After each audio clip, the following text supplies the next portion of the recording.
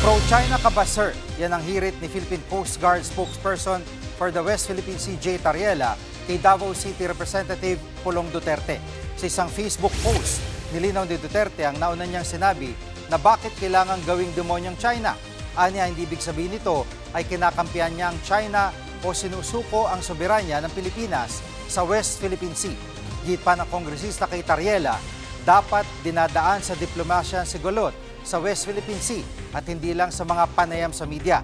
Sagot dyan ni Tariela, tuloy-tuloy naman ang pakikipag-usap ng bansa sa China tungkol sa issue.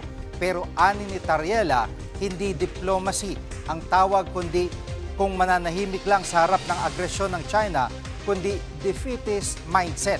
Tanong pa ng opisyal, bakit daw tila mas galit pa sa kanyang kongresista? Gayong China raw ang gigipit sa mga Pilipino. Tila magkakampi raw si Duterte at ang China. Wala pang bagong payag ang kongresista tungkol dito.